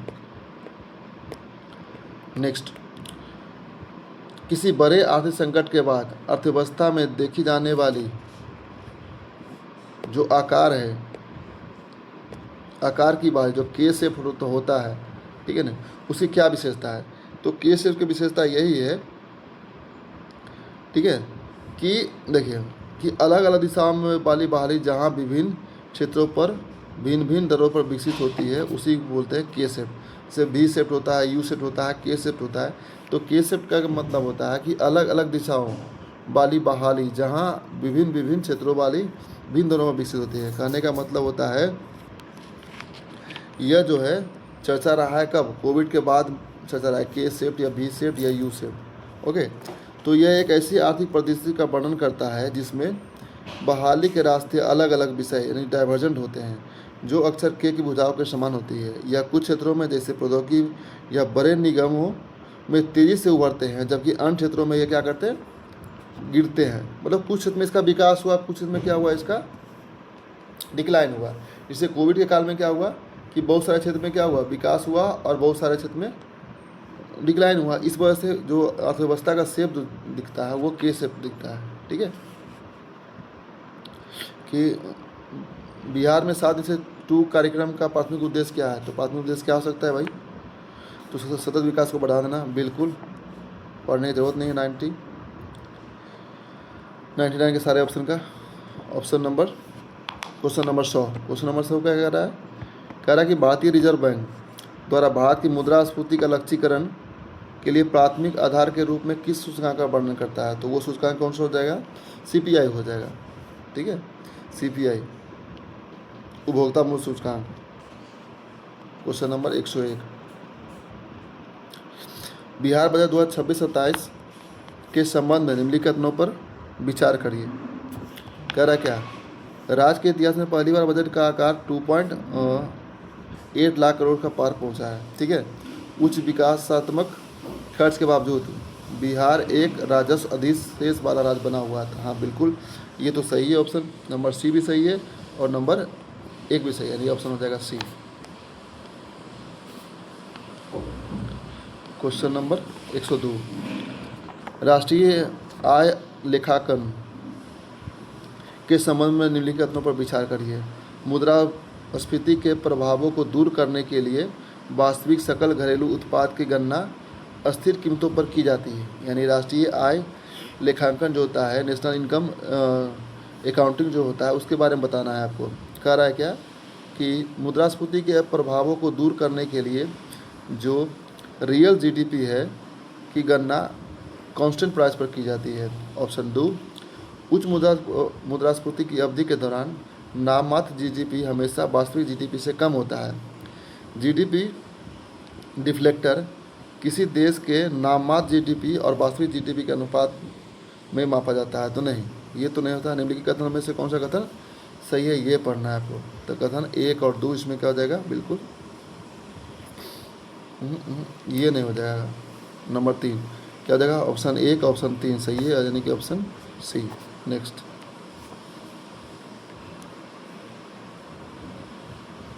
क्वेश्चन नंबर 103, इसको तो याद कर लीजिए, रट जाइए, इसको तोता ऐसा। ठीक है, कि हाँ लॉरेंज वक्र क्या कहता है, गिनी गुना क्या कहता है, लाफर वक्र क्या कहता है और फिलिप्स वक्र क्या कहता है। तो बारी बारी से पढ़ते हैं। जैसे मैक्स लॉरेंज द्वारा धन और आय के वितरण को दर्शाने के लिए विकसित किया गया था। ठीक है, यह एक ग्राफिकल चित्रण है, यानी समानता की रेखा से वक्र जितना दूर होगा असमानता उतना ही अधिक होगी। यानी धन के वितरण का ग्राफिकल रिप्रेजेंटेशन कौन करता है? तो लॉरेंज वक्र करता है। यानी पहला हो जाएगा ऑप्शन 2 सही। अब गिनी गुणांक क्या करता है? तो यह भी आय के असमानताओं को मापता है। ठीक है, यह आय असमानता को मापने के लिए लॉरेंज वक्र से प्राप्त एक निश्चित गणितीय मापांक है। तो कौन सा हो जाएगा? यह भी है गिनी गुणांक का ऑप्शन सी। लाफर वक्र क्या करता है? तो लाफर वक्र एक आर्थिक सिद्धांत जो कर का दर है और कुल राजस्व के बीच के संबंध को दर्शाता है। कर का दर और कुल राजस्व के दर को के बीच के संबंध को करता है, दर्शाता है। कौन? लाफर वक्र। फिलिप्स वक्र क्या करता है? तो फिलिप्स वक्र जो है वह इन्फ्लेशन और अनएम्प्लॉयमेंट के बारे में संबंध स्थापित करता है। यानी इस हिसाब से क्या हो जाएगा? 1 का हो जाएगा 2, 1 का हो जाएगा 2, बी का हो जाएगा 4, बी का 4 और सी का हो जाएगा 1। Option B is the correct answer. Question number 104, भारतीय रिजर्व बैंक उच्च मुद्रास्फीति को नियंत्रित करने के लिए रेपो रेट बढ़ाता है। बिल्कुल सही है। और इन्फ्लेशन बढ़ रहा हुआ है तो उसको रेपो रेट को बढ़ाएंगे तो बैंक से हम पैसा खींच लेंगे। RBI क्या करता है? RBI करता है कि अगर इन्फ्लेशन बहुत ज़्यादा है तो बैंक के पास जो पैसा है, ठीक है ना, तो बैंक के पैसा खींचने के लिए क्या करेगा? रेपो रेट बढ़ा देगा। ठीक है, रेपो रेट बढ़ाएगा तो बैंक का पैसा खींचे तो इन्फ्लेशन बढ़ जाएगा, घट जाएगा। ओके, ऑप्शन 2 कह रहा है उच्च रेपो दर उधार लेने की लागत बढ़ा देती है जिससे बाजार में। बिल्कुल सही है, यानी व्याख्या भी करता है, सही भी है। क्वेश्चन नंबर 105, बिहार की अर्थव्यवस्था के निम्नलिखित क्षेत्रों को उनके सकल राज्य घरेलू उत्पाद में प्रतिशत योगदान के अनुसार अवरोही क्रम में व्यवस्थित करिए। ठीक है, बिहार की अर्थव्यवस्था में कौन कौन सा सेक्शन जो है वो जीडीपी में सबसे ज़्यादा योगदान देता है। तो आपको पता होगा सबसे ज़्यादा योगदान कौन देता है, तो टर्सरी सेक्टर, उसके बाद कौन देता है, ध्यान रखना है आपको, सेकेंडरी सेक्टर, प्राइमरी सेक्टर इस पर है और सेकेंडरी सेक्टर दूसरा में है। देखिए यानी होगा 3-2-1 हो जाएगा आंसर सही, 3-1-2। इसको एक्सप्लेन भी कर देते हैं। नेक्स्ट क्वेश्चन, बिहारी योद्धा पुरस्कार योजना के क्रियान्वयन मुख्य रूप से किस समस्या के लिए किया जाता है। बिहारी योद्धा पुरस्कार योजना तो किस लिए है, तो यह है सार्वजनिक निगरानी के माध्यम से खनन क्षेत्र में प्रणालीगत राजस्व की चोरी को रोकने के लिए है। बिहारी योद्धा पुरस्कार, बिहार औद्योगिक निवेश प्रोत्साहन नीति के संदर्भ में निम्नलिखित कथनों पर विचार करिए। कथन एक क्या कह रहा है, बिहार औद्योगिक निवेश प्रोत्साहन नीति के बारे में पढ़ना है आपको। कह रहा है यह सभी नई औद्योगिक इकाइयों में महिलाओं के लिए 30% रिजर्वेशन की बात करता है। यह पुरानी औद्योगिक साइटों को हरित गलियारों में बदलने की प्राथमिकता देता है। यह वित्तीय प्रोत्साहन को सीधे व्यापार करने में सुगमता की रसद रैंकिंग से जोड़ती है। ये चौथा क्वेश्चन है, यह कृषि स्टार्टअप के क्षेत्र में पूंजीगत व्यय में पूर्ण रूप से छूट प्रदान करती है। तो कौन सा ऑप्शन सही हो जाएगा, ऑप्शन हो जाएगा इसका सी सही। यह वित्तीय प्रोत्साहन को सीधे व्यापार करने में सुगमता, ईज ऑफ डूइंग बिजनेस की रसद, ये जो लॉजिस्टिक्स रैंकिंग है उससे जोड़ती है कौन, बिहार औद्योगिक निवेश प्रोत्साहन नीति। क्वेश्चन नंबर 108, बिहार में किलकारी बच्चा बैंक, यह जो पटना का है किलकारी बच्चा बैंक मॉडल के संबंध में निम्नलिखित विचार करिए। यह वर्तमान में बिहार राज्य खेल प्राधिकरण के प्रत्यक्ष देखरेख में संबंधित है। यह नाबालिग के बीच वित्तीय साक्षरता को बढ़ावा देने के लिए एक संशोधित ब्याज दर तंत्र प्रदान करता है। अब उपरोक्त में से कौन सा कथन सही है, कौन सा कथन गलत है, इसको चूज करना है। तो 108 का आंसर हो जाएगा केवल 2। ठीक है, किलकारी बच्चा बैंक जो है एक मॉडल, एक शैक्षिक और वित्तीय साक्षरता पहल है। ये क्या है, एक खेल से मतलब नहीं है, ये एक शैक्षिक और वित्तीय साक्षरता पहल है। यह किलकारी बिहारी बाल भवन के तत्वावधान से संचालित होता है, न कि किसी खेल अथॉरिटी से। ओके, क्वेश्चन नंबर 109 क्या कर रहा है क्वेश्चन नंबर, अजय राय को दिया गया जल योद्धा सम्मान महत्वपूर्ण है, क्यों। अजय रॉय को दिया गया क्या, जल योद्धा सम्मान, क्यों महत्वपूर्ण है, क्योंकि इन्होंने एक अत्याधुनिक नीति के साथ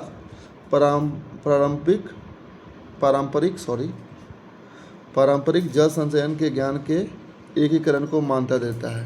ठीक है,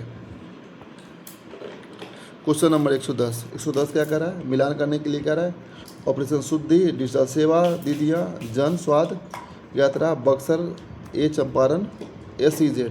अब SEZ तो होगा, समझ में आना होगा कि औद्योगिक निर्यात रसद को पूर्ति करने के लिए दिया जाएगा। ठीक है, पढ़ते हैं।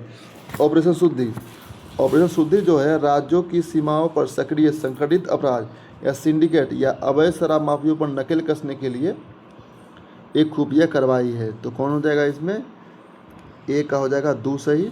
डिजिटल सेवा दीदियाँ ये जीविका नेटवर्क का विस्तार करती है। ओके, जिसका उद्देश्य विशेष रूप से ग्रामीण महिलाओं के लिए डिजिटल साक्षरता, बैंकिंग, पत्राचार और गवर्नेंस तक पहुंचाना है। यानी ग्रामीण महिलाओं के लिए डिजिटल साक्षरता को बढ़ावा देने के लिए डिजिटल सेवा दीदियाँ जैसे पहल का आयोजन किया गया है बिहार सरकार के द्वारा। जन संवाद यात्रा, जो जन संवाद यात्रा है वो ज़मीनी स्तर पर शासन और फीडबैक प्राप्त करना है, जन संवाद यात्रा। और बक्सर और पश्चिम चंपारण SEZ, यहाँ पर SEZ 2 जगह बिहार में स्थापित किया जाएगा, कहाँ, बक्सर और पश्चिमी चंपारण में। क्वेश्चन नंबर 111 क्या कर रहा है, बिहार की सकल राज्य घरेलू उत्पाद वृद्धि दर अब प्राथमिक कृषि के बजाय सेवा और निर्माण क्षेत्र पर संचालित हो रही है। तो बिल्कुल सही है। नीतिगत हस्तक्षेप सक्रिय रूप से राज्य की औद्योगिक और रसद हब के रूप में बदलने को प्राथमिकता दी। बिल्कुल सही है, दूसरा भी सही है। लेकिन क्या ये व्याख्या करता है? बिल्कुल व्याख्या करता है। ऑप्शन ए सही हो जाएगा। पूर्णिया में राष्ट्रीय मखाना बोर्ड की स्थापना का मुख्य उद्देश्य क्या हो जाएगा? तो इसका सिंपल सा आंसर है कि जितना भी मखाना होगा उसको प्रोडक्शन करने के लिए होगा। तो राज्य के जीआई टैग प्राप्त सुपर फूड के प्रसंस्करण प्रणाली और निर्यात को स्थापित करना। ऑप्शन 20 का सही हो जाएगा। 112 का बी। 113 का क्या है? निम्नलिखित कथनों पर विचार करिए कि बिहार आर्थिक सर्वेक्षण 2024-25 के निष्क्रिय निष्कर्षों के प्रभाव को सबसे अच्छी तरह से दर्शाता है। कौन? तो ये दर्शाता है आपका ऑप्शन हो जाएगा इसका बी, कि तृतीय क्षेत्र राज्य के सकल घरेलू उत्पाद में 50% से अधिक उत्पाद योगदान का प्रदान करता है। क्वेश्चन नंबर 114, क्या लीड्स, काफ़ी इंपॉर्टेंस है, लीड्स 2024 सूचकांक में बिहार को मिला सबसे तेज से बढ़ने वाले राज्य का दर्जा राज्य की अर्थव्यवस्था के लिए क्यों महत्वपूर्ण है? तो बताइए इसका आंसर। ठीक है, तो इसका आंसर इसलिए महत्वपूर्ण है क्योंकि यह रसद बुनियादी जो लॉजिस्टिक इंफ्रास्ट्रक्चर है और व्यापार करने में सुगमता में महत्वपूर्ण सुधार को दर्शाता है। याद रखिएगा, लीड्स 2024 में बिहार को सबसे तेजी से बढ़ने वाले राज्य में का दर्जा दिया गया है। बिहार बजट 2026-27 ने शिक्षा क्षेत्र को मुख्य रूप से किस लिए प्राथमिकता दी गई है? इसका मुख्य उद्देश्य यही है कि सरकारी स्कूलों और विश्वविद्यालयों को उसका आधुनिकीकरण करना और उन्हें प्रतिस्पर्धी उद्योगों की मांग के अनुरूप बनाना। ठीक है। क्वेश्चन नंबर 116, केंद्रीय बजट 2026-27 में विकसित भारत के लिए बैंकिंग पर उच्च स्तरीय समिति की स्थापना का मुख्य उद्देश्य क्या है? केंद्रीय बजट 2026-27 में विकसित भारत के लिए बैंकिंग पर जो कमीशन का गठन किया गया है उसका मुख्य उद्देश्य क्या है? एक कमेटी का गठन किया, उसका मुख्य उद्देश्य यही है कि भारत के विकास के अगले चरण के लिए बैंकिंग बुनियादी ढांचे और ऋण फ्लो को जोड़ना है। ऑप्शन बी, ऑप्शन ए सही हो जाएगा इसका। क्वेश्चन नंबर 117, बिहार आर्थिक सर्वेक्षण 2025-26 के त्वरित अनुमानों के अनुसार द्वितीय क्षेत्र में सकल राज्य मूल्य वृद्धि यानी ग्रॉस एसेट वैल्यू एडेड में देखी गई उच्चतम वृद्धि का मुख्य कारण क्या हो सकता है? तो उच्चतम वृद्धि का मुख्य कारण होगा राज्य के निर्माण और विनिर्माण में उच्च क्षेत्रों में विस्तार। ठीक है, क्या करा कि सेकेंडरी सेक्टर में जो सकल राज्य मूल्य वर्धित में जो वृद्धि देखी गई है उसका मुख्य कारण क्या है? कि राज्य के निर्माण और विनिर्माण उपक्षेत्र में तेजी से विस्तार हुआ है। ठीक है। क्वेश्चन नंबर 118, बिहार ग्रामीण आजीविकोपार्जन प्रोत्साहन समिति के तहत दीदी की रसोई पहल। तो दीदी की रसोई की पहल की संरचना केवल अस्पतालों के खान पान के रूप में नहीं बल्कि मुख्य रूप से किस तंत्र में के रूप में की गई है? तो ध्यान रखना है, इसका मुख्य रूप से किया गया है कि सरकारी ढांचे के भीतर महिलाओं की आर्थिक स्वायत्तता और उद्यमता को संस्थागत बनाना। विभिन्न राज्य विधानसभाओं में ई विधान एप्लीकेशन की ओर संक्रमण का मूल प्रशासनिक लक्ष्य क्यों आखिर ई विधान की ओर लग जाएगा? सिंपल सी बात है कि आराम से उपस्थित रहे, कागज रहित बनाना है कि नहीं। कागज रहित दौलतानी ढांचे के निर्माण के लिए विधायकी कार्य प्रवाह का निर्वाह डिजिटल एकीकरण को बढ़ावा देना ही ई विधानसभा का मुख्य लक्ष्य है। अब क्वांटम कंप्यूटिंग में हो रही, क्वेश्चन नंबर 120 क्या कर रहा है? क्वांटम कंप्यूटिंग में हो रही तीव्र प्रगति को समकालीन डिजिटल शासन और सुरक्षा ढांचे के लिए एक गहरा खतरा माना जाता है, क्योंकि क्वांटम एल्गोरिदम में किस बात की सैद्धांतिक क्षमता होती है? तो क्वांटम एल्गोरिदम में जो होता है वो असंख्य गुणनखंड या भाज्य गुणनखंड प्राइम फैक्टराइजेशन को बहुत तेज़ी से हल करना होता है, जिससे वर्तमान में RSA इंस्क्रिप्शन बेकार हो जाएगा, इसलिए इसको खतरनाक माना जा रहा है। क्वेश्चन नंबर 120 क्या कर रहा है कि डिजिटल शासन ढांचे के भीतर पारदर्शिता बढ़ाने और मानवाधिकारों को बनाए रखने के लिए सरकार ने जेल के कैदियों और उनके रिश्तेदारों के बीच में वीडियो कॉन्फ्रेंस की सुविधा प्रदान करने के लिए कौन से पोर्टल लागू किया। तो ये आपको याद रखना होगा कि इसके लिए ई मुलाकात जो पोर्टल है लाया गया है कैदियों और उसके परिवारों से संवाद स्थापित करने के लिए। ठीक है। क्वेश्चन नंबर 122 खेल बुनियादी ढांचे के विस्तार के संदर्भ में बिहार का कौन सा जिला क्रिकेटर आदर्श राज के चयन और इसके अंतर्राष्ट्रीय क्रिकेट स्टेडियम के खेल अकादमी में विकास से जुड़ा है। तो आदर्श राज का चयन जो किया गया वो कहाँ से किया गया है आपको, वो नालंदा से किया गया, ध्यान रखना। क्वेश्चन नंबर 122 के डी लाल सागर से में उत्पन्न निरंतर भू राजनीतिक बाधाओं ने वैश्विक समुद्री व्यापार को केप ऑफ गुड होप के रास्ते मुड़ने के लिए मजबूर किया है, जो भारत के आर्थिक दृष्टिकोण से सीधे तौर पर क्या प्रभाव डालता है। जो ये डालेगा कि माल ढुलाई की लागत में वृद्धि हो जाएगा और आपूर्ति श्रृंखला में देरी हो जाएगी, जिससे भारतीय निर्यातकों के लाभ में कमी हो जाएगी। आंसर हो जाएगा क्या, ऑप्शन ए सही हो जाएगा। क्वेश्चन नंबर 124 हाल ही में प्रकाशित विश्व जोखिम सूचकांक 2026 में भारत का रैंक कितना है। तो विश्व जोखिम सूचकांक 2026 में भारत का रैंक 155वां है। इसके जारीकर्ता कौन सा है, तो आपको शायद मैं कंफर्म नहीं हूँ, तो वर्ल्ड इकोनॉमिक फोरम में होगा, मैं कंफर्म नहीं हूँ इस पर।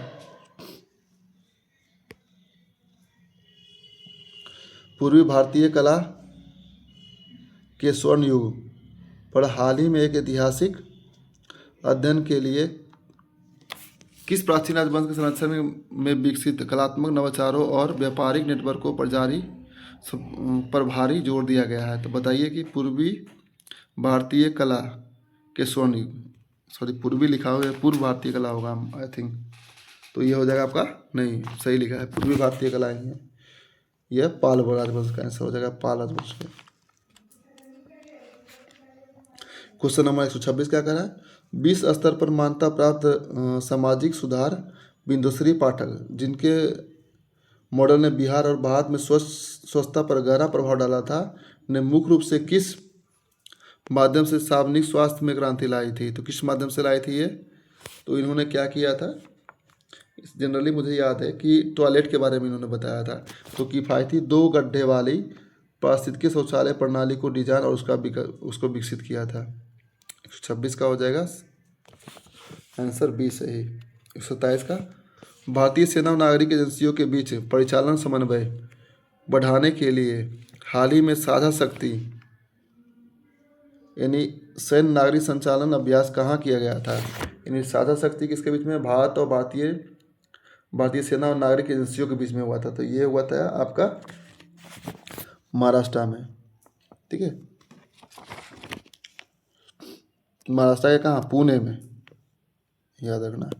क्वेश्चन नंबर 128 भारत के हालिया G20 नेतृत्व के दौरान एक प्रमुख राजनयिक सफलता अफ्रीकी संघ के साथ अस्थायी सदस्य के रूप में शामिल हुआ। अफ्रीकी संघ सामूहिक रूप से कितने देशों का प्रतिनिधित्व करती है। तो अफ्रीकी संघ करता है 55 देशों का प्रतिनिधित्व करता है, याद रखना। ठीक है, आगामी जो अब हो चुका है संयुक्त राष्ट्र जलवायु शिखर सम्मेलन कोपा 13 कहाँ हुआ, तब बेलेम ब्राज़ील में। 129 का क्या है, जन विश्वास विधेयक के संबंध में निम्नलिखित कथनों पर विचार करिए। इसका उद्देश्य व्यापार करने में सुगमता को बढ़ाने के लिए कई केंद्रीय अधिनियमों में मामूली प्रक्रियात्मक खामियों को अपराध की श्रेणी से बाहर करना। बिल्कुल सही है, अगर छोटा मोटा खामी है तो उसको बाहर कर दिया अपराध श्रेणी से ताकि कोई दिक्कत ना हो। तो पहला तो ऑप्शन सही हो जाएगा। दूसरा क्या कर रहा है, यह वित्तीय दंड लगाने की भारतीय नागरिक न्यायपालिका की शक्ति को पूरी तरह समाप्त करता है। नहीं, ये गलत है, ऑप्शन ए सही हो जाएगा। भारतीय न्यायपालिका की शक्ति को पूरी तरह से कैसे ख़त्म कर सकता है भाई, कि कोई दंड पनिशमेंट करने के लिए। 131 नंबर क्वेश्चन क्या है, इंडिया सेमीकंडक्टर मिशन के संबंध में कथनों पर विचार करिए। कथन एक क्या कर रहा है, कथन एक कर रहा है यह विशेष रूप से तर्क आधारित चिप्स के सैद्धांतिक डिजाइन पर ध्यान केंद्रित करता है और घरेलू जो प्रोडक्शन है उसको प्रमोट करता है। ऑप्शन ए सूर्य कथन एक। कथन बी क्या है? इसका उद्देश्य घरेलू आपूर्ति श्रृंखला को गहरा करना, दुर्लभ खनिज के आयात पर निर्भरता कम करना और रणनीतिक तकनीकी क्षमता को बढ़ाना। बिल्कुल ये भी सही हो जाएगा। देखिए ये सब लग रहा है फेवरेबल चीज़ है, तो आपका ये भी सही होना चाहिए। क्या करा कि इसका मुख्य उद्देश्य, देखते हैं ये तो सही है। ऑप्शन दो तो सही है। ऑप्शन वन क्या कह रहा है? यह विशेष रूप से तर्क आधारित चिप्स के सैद्धांतिक डिजाइन पर ध्यान केंद्रित करता है। ठीक है, 131 का कहाँ क्वेश्चन? हाँ चलिए। यह संरेखित आईटी सेवाओं के लिए स्वचालित सेल्फ हार्डवेयर प्राधिकरण प्रदान करके व्यापक डिजिटल पहलों के साथ एकीकृत होता है। अच्छा, ऊपर दिए कथनों में से कौन सा कथन सही नहीं है, इसको चूज करना है। तो कौन सा कथन सही नहीं है?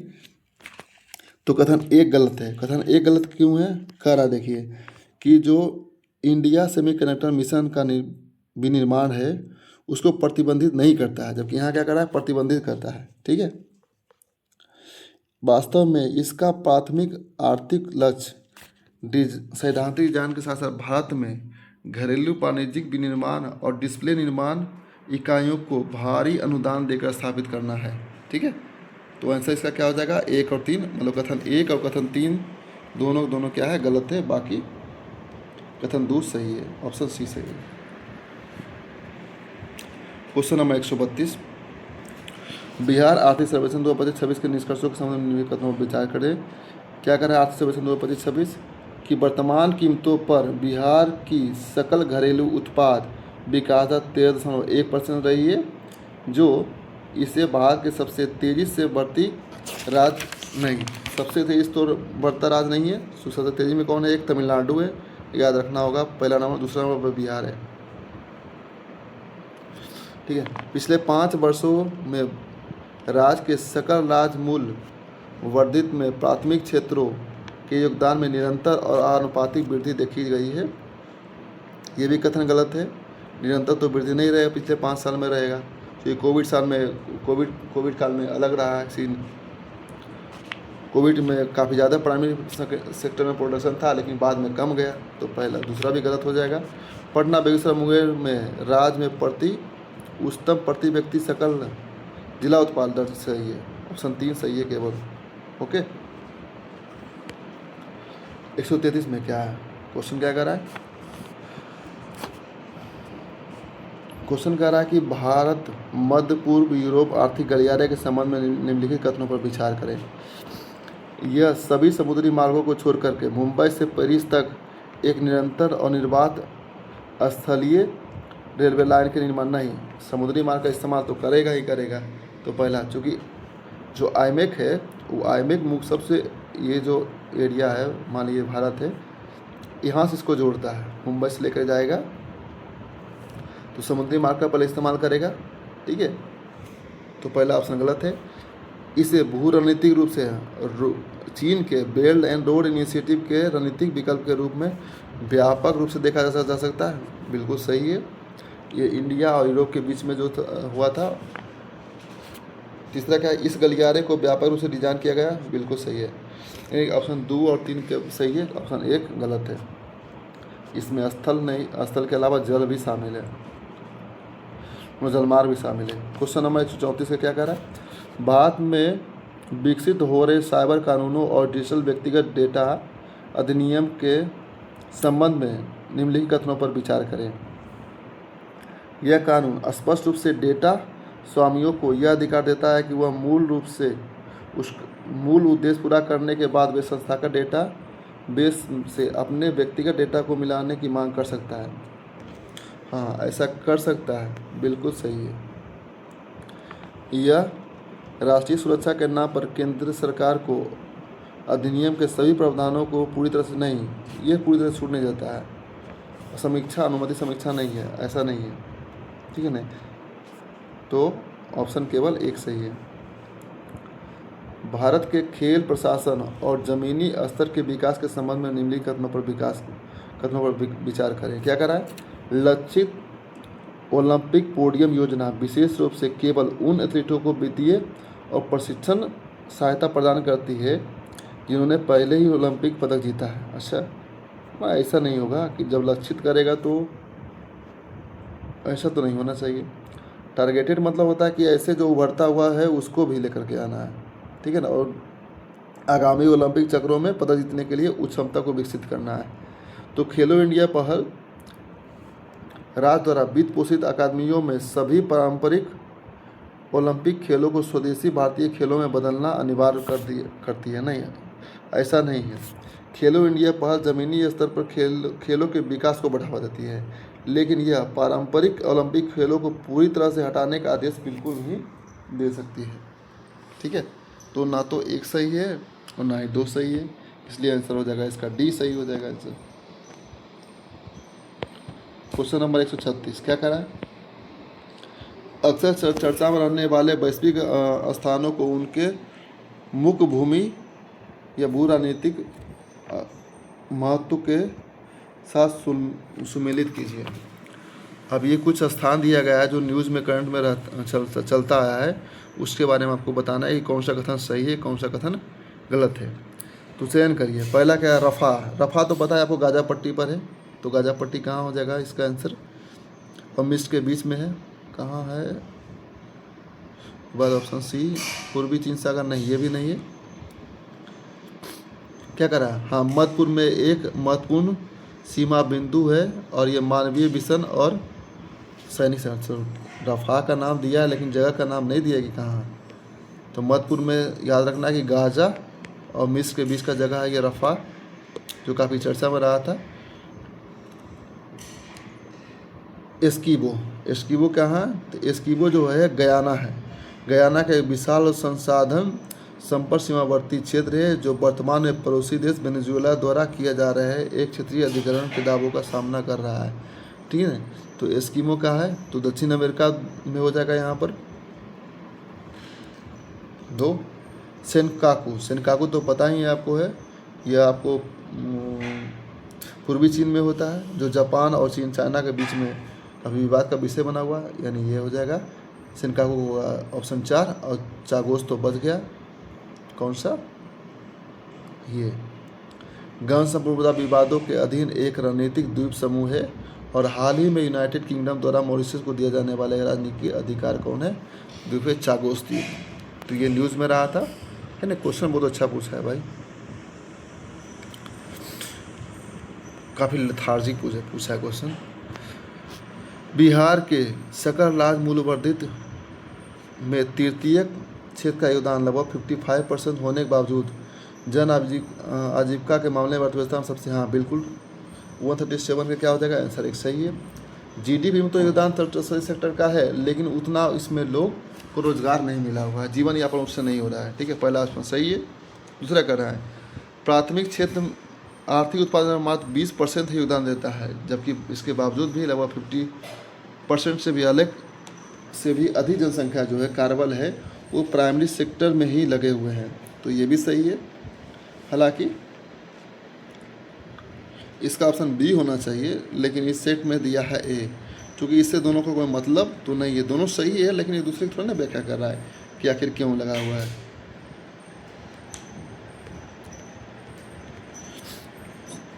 भारत बिहार के निम्नलिखित प्रमुख डिजिटल शासन घटकों को उनके व्यापक राष्ट्रीय और राज्य स्तरीय कार्यान्वयन या लॉन्च के सही कालानुक्रमिक क्रम में व्यवस्थित करना होगा। तो ई साक्ष्य आधार के माध्यम से डीबीटी संरचना, ई विधानसभा और ई मुलाकात। तो बताइए कौन कौन से कब कब लॉन्च किया गया है? ये काफ़ी टफ क्वेश्चन है, इसको याद करना मुश्किल है थोड़ा, लेकिन एक गेस कर सकते हैं कि आधार जब आया था 2014-15 में आया था, जब बीजेपी के गवर्नमेंट आया था तो सबसे पहले उन्होंने आधार कार्ड को लॉन्च किया था एक। तो इस तरह से हम लोग कर सकते हैं लेकिन इसको मुश्किल है, इसको रखना होगा आपको। तो पहला हो जाएगा ऑप्शन, क्या हो जाएगा इसका? 2 सही हो जाएगा, 2 हो जाएगा सही। फिर आपका आ जाएगा ई शिक्षा कोर्स इसकी कब आया था ये तो मुझे भी नहीं है। ई मुलाकात तो पता है कि ई मुलाकात अभी लेटेस्ट है, 2020-21 में आया था ये। ई मुलाकात में क्या था, जो जेल में कैदी है उसको अपने फैमिली से वीडियो कॉलिंग के द्वारा बात कराना होता है। और तो इसका हो जाएगा क्या, तो 2 4 3 1, ठीक है ना, क्या हो जाएगा 2 4 3 1। ये 2013-14 बोल सकते हैं, इसको 14 बोल सकते हैं, 14 बोल सकते हैं, 2020 2021, ठीक है, और 2000 ये तो अभी नया शिक्षा कोर्स नीति अभी लाया 2023-24 में आया है ई शिक्षा कोर्स, ठीक है। एशियाई खेलों जैसे कि आधिकारिक बहुविषयक महाद्वीपीय आयोजनों में ई स्पोर्ट्स के क्रमिक समावेशन के कारण भारतीय ओलंपिक संघ जैसी संस्थाएं किस ओर विवश हुई है। तो भारतीय ओलंपिक संस्थाएं जो है वो क्या करेगी,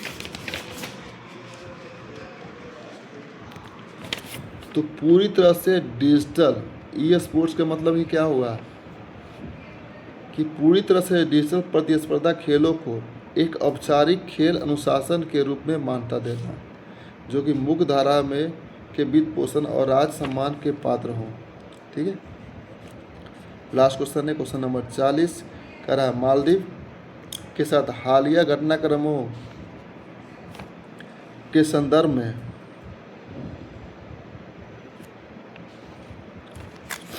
भारत कोई पड़ोसी पहले नीति की समीक्षा कर रहे एक विदेश नीति विश्लेषण का निष्कर्ष है कि हिंद महासागर क्षेत्र में भू राजनीतिक संतुलन अत्यधिक अस्थिर है। इस अस्थिरता का सबसे सटीक कारण क्या हो सकता है, आखिर जो भारत का है वह हिंद महासागर में जो भू राजनीतिक संतुलन है वो काफ़ी अस्थिर। इसका मुख्य कारण क्या हो सकता है, तो इसका मुख्य कारण है कि द्वीप राष्ट्रों के बदलते घरेलू राजनीतिक जनादेश जो आर्थिक लाभ प्राप्त करने के लिए भारत और चीन जैसे रणनीतिक प्रतिद्वंद्विता का लाभ उठाते हैं। मतलब कहने का मतलब जिधर ये सब जो द्वीपीय देश है ना, वो थाली में रखे हुए बैगन है, जिधर चाहे उधर ढुलक जाता है, जिधर इसको फ़ायदा मिलता है उधर ढुलक जाता है, ठीक है। अब आप क्वेश्चन बना सकते हैं, बाकी सब क्वेश्चन देख सकते हैं, मैथ्स का इसका प्रैक्टिस कर सकते हैं। क्वेश्चन काफ़ी ज़बरदस्त पूछा है, नो डाउट बहुत ही ज़बरदस्त क्वेश्चन पूछा है प्रोफेसर आया के द्वारा। हालांकि थोड़ा लेथार्जिक था लेकिन क्वेश्चन अच्छा रहा है। इस तरह से प्रैक्टिस सेट 1 का पूरा एक्सप्लेनेशन के साथ मैंने पूरा करवा दिया है। अब नेक्स्ट वीडियो में मिलेंगे हम सेकेंड टेस्ट में, देखते हैं। आप इस चैनल को लाइक करें, सब्सक्राइब करें, जितना जल्दी हो सके मैं पूरा करना चाहूँगा। चूँकि ये मेरा पहला वीडियो है तो थोड़ा ज़्यादा लेथार्जिक हो गया, थोड़ा दिक्कत भी हुई, इसके लिए मैं सॉरी, माफ़ी मांगता हूँ आप लोग से। मेरे वीडियो को लाइक करें, सब्सक्राइब करें और शेयर करें। थैंक यू मेरे फ्रेंड्स, और बने रहे अधिकारी कोर में और फ़ायदा उठाएं मेरे एक्सपीरियंस का।